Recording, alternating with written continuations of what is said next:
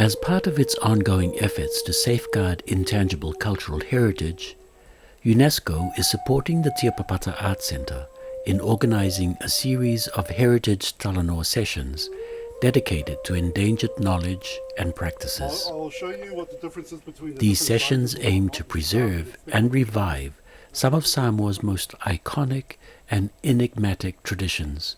Over the weeks ahead, through September to November, as we just heard, we're going to be creating these spaces for dialogue, for creativity, to create relationships between different people and discover the wonderful heritage that Samoa has to share, and to try to revive it so that it's not lost and it gets passed on to next generations.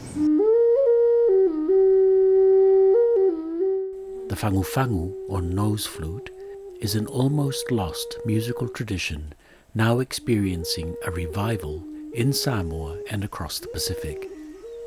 The pāloatu, or composite trolling lure used to catch bonito or skipjack tuna, is a masterfully engineered and aesthetically refined fishhook. Afa, or coconut senet, stands as another remarkable innovation of ancient Samoa. Once produced throughout the islands, this versatile cord was integral to house construction and canoe lashing. With the decline of these traditional practices, however, the making of afa has also declined, with no senet makers left in most villages. The va'ata palolo, or outrigger canoe used for inshore fishing, remains largely unchanged since it was first documented by early foreign visitors. These canoes are traditionally built in October and November, timed for the Palolo Rise, a biannual marine phenomenon occurring 7 days after the full moons of these months. Making siapo, or bark cloth, is a long and complicated process that produces one of only 2 art forms that are two-dimensional.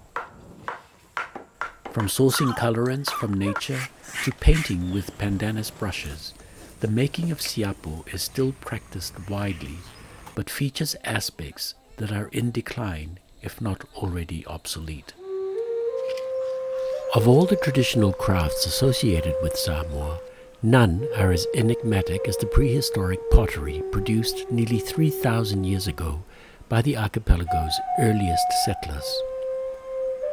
This ceramic tradition, known as Lapita, named after the site where it was first identified, has been uncovered across many Pacific islands, including one important site in Samoa. With support from UNESCO, efforts have been renewed to locate local clay suitable for pottery making, with the hope of reviving this ancient craft and reconnecting it to its Samoan origins.